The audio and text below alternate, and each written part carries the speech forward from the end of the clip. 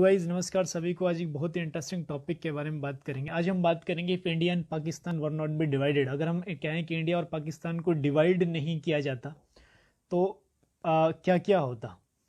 तो अगर मैं एक लिटिल ग्लांस में समझने की कोशिश करता हूं तो नंबर वन फैक्टर तो हम वर्ल्ड की एक स्ट्रॉन्गेस्ट आर्मी होते। दूसरा, जम्मू एंड कश्मीर जैसा मुद्दा नहीं हुआ होता। चाइना ने इंडिया की कोई भी पार्ट को ऑक्यूपाई नहीं किया होता जम्मू एंड कश्मीर में, जैसे China would not been occupy any part of India। And तीसरा, हम स्पोर्ट्स में लाइक क्रिकेट एंड हॉकी में स्ट्रॉन्गर होते। प्रोटेक्शन ऑफ माइनॉरिटीज़ होती, वुमेन एम्पावरमेंट की बात होती, पॉलिटिकल एंड कल्चरल इम्पैक्ट होते, मोर रिलीजियस हार्मनी होती, focus on education and health होता इंस्टेड ऑफ डिफेंस सेक्टर जो आजकल पैसा लगाया जाता है अपनी बॉर्डर को सिक्योर करने के लिए, वो सब वहाँ लगाने के बजाय हम जो हमारी बेसिक नीड है लाइक हेल्थ, एजुकेशन और पॉवर्टी, इस पे पैसा लगता और अपने इंफ्रास्ट्रक्चर को बिल्ड करने के लिए पैसा लगाया जाता। And we have also not seen the movies like Border और बजरंगी भाईजान, और ईरान से सीधा इंडिया को गैस जो पाइपलाइन है वो सीधा आता। इसका सबसे अब हम इम्पोर्टेंट जो समझने की कोशिश करते हैं, वो सबसे जो बड़ा मैटर है वो है जम्मू एंड कश्मीर का। अगर हम लोग सब समझने की बात करते हैं कि जम्मू एंड कश्मीर अगर नहीं हुआ होता देन क्या होता, तो जम्मू एंड कश्मीर एक बहुत बड़ा मैटर है। और मैं अगर आपको बताऊं कि जम्मू एंड कश्मीर की अकॉर्डिंग टू इंडिया टीवी की जो एक रिपोर्ट अगर हम लोग आपके सामने पढ़ते हैं, तो जब से आर्टिकल 370 और 35A को रिपील किया गया है, गवर्नमेंट ऑफ इंडिया ने जब से आर्टिकल 370 और 35A को रिपील किया है, तब से इंडियन गवर्नमेंट ने करीब करीब 9,000 करोड़ रुपीस खर्चा किया है अपनी बॉर्डर को सेव करने के लिए और बॉर्डर सिक्योरिटी के लिए in the Jammu and Kashmir only, not the rest part of India. अब ये कितना बड़ा एक ह्यूज बजट का पार्ट है कि कोई कंट्री अपना इतना बजट का हिस्सा लगा दे और to save the borders only in Jammu and Kashmir areas. और दूसरा, according to the ministry of home affair की रिपोर्ट के हिसाब से इंडियन जो गवर्नमेंट है इसने कुछ नई बटालियंस भी वहाँ डालने की बात करी है। अप्रॉक्सीमेट 5 बटालियंस, 2 बॉर्डर बटालियंस है, 2 वुमेन बटालियंस की स्थापना की भी मंजूरी दी थी मिनिस्ट्री ऑफ होम अफेयर ने। वहाँ पे जैसे मिलिट्री और CAPF और बहुत सारी सिक्योरिटी फोर्सेज हर वक्त मॉनिटर करती रहती हैं जम्मू एंड कश्मीर की जो सिक्योरिटी फोर्सेज हैं उनको। अकॉर्डिंग टू तो आज तक की अगर हम लोग एक एस्टिमेट पढ़ें तो 1988 से लेकर 2019 के बीच जम्मू एंड कश्मीर में 6500 सिविलियन हमारे जो सोल्जर्स हैं वो मारे गए हैं जम्मू एंड कश्मीर के अंदर में, और 23,640 टेररिस्ट मारे गए हैं, और 47,235 आतंकी हमले और हिंसाएं हुई हैं। यानी अगर ये सब नहीं हुआ होता, यानी अगर हम कहें कि चलो इंडिया और Pakistan divided but this part यानी Jammu and Kashmir is not happen between any issue between these two countries, तो हम लोग कह सकते हैं कि कितना सारा पैसा, कितने सारे सोल्जर्स की जान बचाई जा सकती थी। और 47,235 जो हिंसाएं हुई हैं जम्मू एंड कश्मीर, वो सब नहीं हुआ होता। According to the strategic analysis a monthly journal of IDSA terrorist financial and support structure in Jammu and Kashmir, according to the estimate, Pakistan spent around $5 million to save their borders in Jammu and Kashmir, to sustain their military in the area of Jammu and Kashmir। अपनी military को sustain करने के लिए Jammu and Kashmir में पाकिस्तान करीब करीब $5 million dollar खर्चा करता है पर ईयर एनुअली।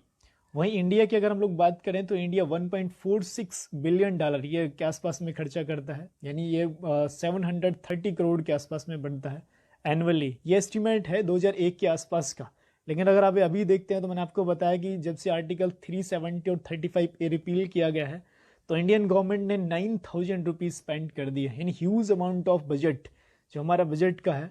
और इंडिया एक ऐसी कंट्री है जो थर्ड एक लार्जेस्ट कंट्री है जो अपने बजट का सबसे बड़ा हिस्सा स्पेंड करती है डिफेंस सेक्टर पे। वहीं पाकिस्तान दूसरी ऐसी कंट्री है जब से अपने बजट का सबसे बड़ा हिस्सा डिफेंस पे खर्च करती है, और इस सबसे ज़्यादा खर्चा करती है रशिया।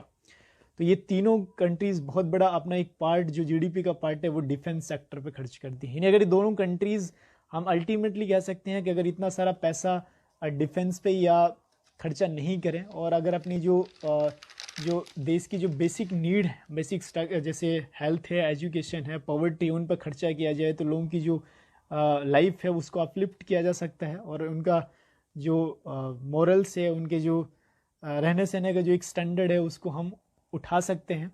और हम जिस एक्चुअली दोनों कंट्री जिस चीज़ से गुजर रही है, क्योंकि अगर हम अकॉर्डिंग टू द जो पॉवर्टी इंडेक्स की जो रिपोर्ट है, इंडिया 110 के आसपास 110 की रैंक है इंडिया की 2022 के हिसाब से, और पाकिस्तान की थोड़ी कम है। तो दोनों ही कंट्री बहुत ज़्यादा पॉवर्टी से जूझ रही हैं। तो हमें काम करना चाहिए इन दोनों चीज़ों पे, इंस्टेड ऑफ कि हम डिफेंस पे पैसा लगाएं।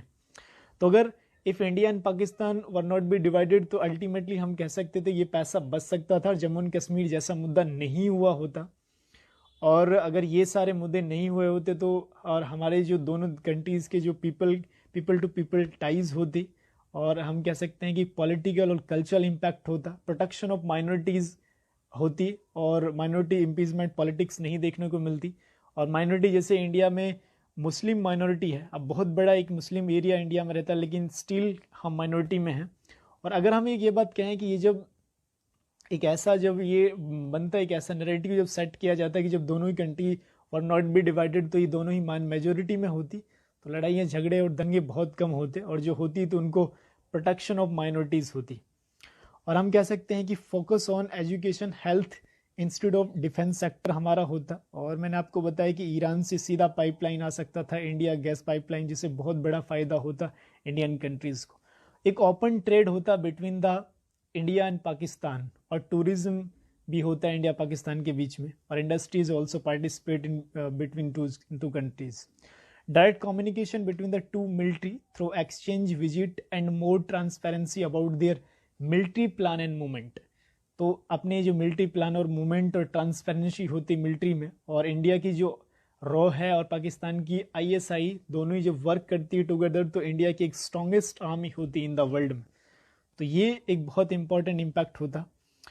और हम ये कह सकते हैं कि अगर इतना इंडिया सेव करता है, जैसे हमने आपको बताया कि 9,000 करोड़ रुपीज़ जब से आर्टिकल 370 और 435A को रिपील किया गया है, तब से इतना सारा जो पैसा लगाया गया है, वो अगर बचता तो definitely India and Pakistan would be top economy in the world. और हम कह सकते हैं कि लार्जेस्ट इकोनॉमी होती थी अगर यूनाइटेड इंडिया होता, इंक्लूडिंग बांग्लादेश और हो जाता, तो एक इंक्लूसिव जो इसका जो इकोनॉमी होती है वो वर्ल्ड की एक सबसे स्ट्रॉन्गेस्ट इकोनॉमी और प्रोग्रेसिव इकोनॉमी देखने को मिलती है इन द वर्ल्ड।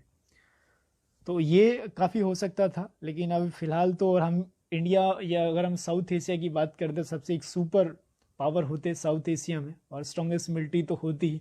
तो ये बहुत सारी चीज़ें देखने को मिलती अगर India and Pakistan were not be divided, और एटलीस्ट अगर जम्मू एंड कश्मीर भी नहीं हुआ होता तब भी ये हो सकता था। जम्मू